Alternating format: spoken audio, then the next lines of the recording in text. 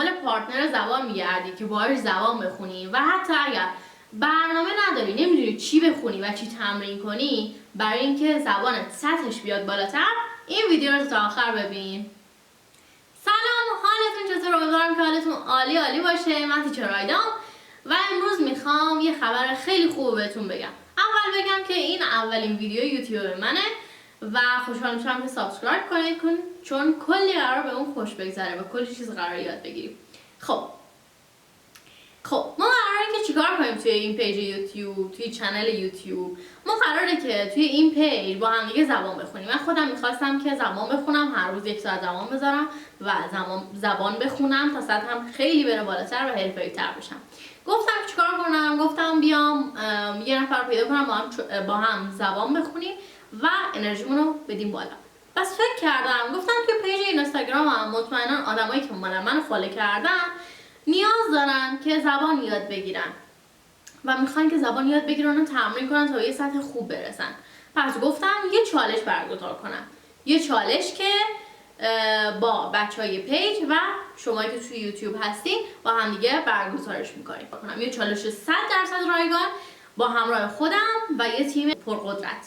حالا این چالش به چه صورته؟ من گفتم که برنامه‌ریزی کامل انجام بدم که ببینیم که روزانه چیکار کنیم، چی بخونیم تا سطحمون از سطح مبتدی برسه به سطح پیشرفته. خب من 2 تا تمرین رو در نظر گرفتم که هر روز باید انجامش بدیم که توی این 2 تا تمرین ما هم لیسنینگمون تقویت میشه، هم اسپیکینگمون تقویت میشه، هم لهجه میگیریم و هم رایتینگمون تقویت میشه. رایتینگ یعنی چی؟ یعنی نوشتنمون تقویت میشه. با اون 2 تا کاری که باید انجام بدیم این همه موردمون تقویت میشه. پس بریم که شروع کنیم. اون 2 تا کاری که باید انجام بدیم چیه؟ یکیش باید فیلم ببینی، یکیش هم باید خودت صحبت کنی. حالا اون اولی میرم سراغ فیلم دیدن. فیلم دیدن رو باید چجوری فیلم ببینیم که زبانمون تقویت بشه؟ باید این مدلی ببینیم که یه بار با زیرنویس فارسی اون فیلم رو میبینیم. البته صدای اون ویدیو باید بلند باشه که گوشت بهش آشنا بشه، به زبان انگلیسی آشنا بشه. 2 بار دوم که اون ویدیو رو دیدی شروع میکنی به نوشتن، یعنی با دقت بیشتری به حرفاشون گوش میدی و هر چیزی میگن رو تو باید بنویسی. یعنی مثلا یک کلمه گفت هلو، تو استاپ میکنی می‌نویسی هلو به انگلیسی، بعد دوباره میزنی، دوباره یه چیز دیگه میگه، تو استاپ میکنی مینویسی، استاپ میکنی مینویسی. اوکی؟ پس به انگلیسی هم باید بنویسید. من یه دانش آموز داشتم گفتم که تو فیلم و سریال ببین و بنویس، مثلا همین تمرین که الان بهتون گفتم. بعد اومده بود به فارسی برای من نوشته بود. ببینید من نمیخوام فارسی شما تقویت بشه، میخوام انگلیسیتون تقویت بشه. پس هر کاری میگم رو به همون شکلی که من میگم انجام بدید. انگلیسیشو بنویسید، یه بار فیلمو ببینید، بار دوم بنویسید، هر چی که میشنوید رو بنویسید. اگر بار اول هیچی متوجه نشدید، یعنی بار اولتون و سطحتون ابتدایی متوجه نمیشید اونا چی میگن، اصلا اشکال نداره. حتی اگر شما توی اون نیم ساعت فیلم 3-4 تا کلمه هم برای من متوجه بشید و بنویسید، برای من کافیه. خب برای خودتون هم کافیه، چون میدونید هر روز دارید تمرین میکنید تا به سطح خوب برسید. اوکی؟ پس این کاری که میگم رو انجام بدید. از نظر من فیلم فرندز خوبه چون سطحش ابتداییه، برای آموزش دیدن خیلی خوبه. یه چیزی بگم، اونا که اهل فیلم دیدنن اگر یه فیلم رو نگاه کنم مطمئنا تا تهش باید برن، یعنی اگر 20 قسمت هم باشه کلش رو نگاه میکنم پشت سر هم. ولی فیلم فرندز اینطوری نیست، یعنی سر و تهی نداره، اینطوری بهتون بگم سر و تهی نداره، ولی خب برای زبان خوندن خوبه دیگه. حس نمی‌کنین که باید تا تهش ببینید چی میشه، هیچی نمیشه. هر قسمت مبحثش جداگونه است و شما باید با این فیلم و سریال تمرین کنید. بریم سراغ تمرین دوم. تمرین دوممون چیه؟ اینه که من هر روز یک موضوع توی پیج اینستاگرام استوری میکنم و شما باید راجع به اون موضوع متن بنویسید. مثلا تمرین روز اولمون راجع به توضیح دادن خودته، یعنی اینکه خودتو معرفی کنی به بقیه. تو فارسی چجوری معرفی میکنی؟ تو انگلیسی هم همونطوریه، باید معرفی کنی. اوکی؟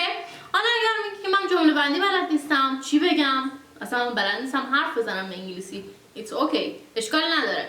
بچه‌ها من همون روزی که اون موضوع میذارم توی پیج اینستاگرام و همون روز هم توی پیج یوتیوب راجع به اون موضوع آموزش میدم بهتون. خب یعنی آموزش میدم که چجوری خودتون معرفی کنی، چجوری بگی سنت چنده. مثلا میگه که hello I'm Aida, I'm 19 years old, I live in Shiraz and I'm a student, I'm a teacher and I go to the university. Okay? یونیورسیتی یعنی دانشگاه. بچه‌ها شما باید دقیقا همونطوری که من الان صحبت کردم صحبت کنید، حتی طولانی تر. من الان برای نمونه بهتون گفتم. خب شما چیکار میکنید؟ اول موضوع توی اینستاگرام میبینید چیه، راجبش هر چی به ذهنتون رسید مینویسید. خب حالا به فارسی، بعد ترجمهش کنید به انگلیسی. بعد بیاید توی پیج یوتیوب و ویدیویی که من گذاشتم رو میبینید و هر حرفی که من زدم رو، هر آموزشی که من دادم رو برای خودتون شخصی سازی میکنید و راجب خودتون از اون کلمات و جملات استفاده میکنید. اوکی؟ و بعد چیکار میکنید؟ بعد این جملات رو که نوشتید حفظ میکنید. خب و یه دوربین میگیرید جلوتون، روی ویدیو میزنید و حرف میزنید، همون جملات که حفظ کردید رو توی دوربین با ویدیو ضبط میکنید از خودتون. مثلا میگید hello how are you, I'm Aida, I live in Shiraz, I'm 19 years old, I go to the university and I'm a teacher. اوکی؟ مثلا این یه معرفی ساده بود. خب که توی ویدیو بعد کامل براتون توضیح میدم که چجوری خودتون معرفی کنید. خب و هر موضوعی که من میگم، هر جمله‌ای که من میگم رو شما برای خودتون شخصی سازی کنید، توی این ویدیو از خودتون ویدیو بگیرید برای من ارسال کنید. خب حالا چجوری برای من ارسال کنید؟ نیاز نیست برای من ارسال کنید، شما فقط باید توی پیج اینستاگرامتون همین ویدیو رو آپلود کنید و زیرش هشتگ بزنید تمرین گروهی زبان با آیدا. اوکی؟ تمرین گروهی زبان با آیدا. این هشتگ رو بزنید و منو هم تگ کنید تا بیام ویدیو شما رو ببینم. هر اشکالی داشتید توی دایرکت بهتون میگم تا رفعش کنید. اوکی؟ پس ما هر روز باید 2 تا کار انجام بدیم. 2 تا کارم واقعا ساده است، فقط 1 ساعت زمان بذارید این کار رو انجام بدیم. وقتی که کامل این 2 تا رو انجام دادین مطمئن باشید که کلی توی 1 ماه کلی رشد میکنید و از سطح A2 میرسید به سطح B2 یا حتی اگر سطح A1 هم باشید، یعنی سطح پایه که هیچ بلد نباشید فقط حروف الفا رو بلد باشید، میرسید به B2 که یک سطح متوسط به روی عالیه. اوکی؟ اگر همونطوری تمرین کنید مطمئنا به سطح خیلی عالی میرسید. پس همین الان لطفاً چنل منو سابسکرایب کنید، لایک کنید، کامنت بذارید و بگید من آمادم تا با هم بریم که این چالش خفنمون رو شروع کنیم. اوکی؟ See you later. Goodbye. بعد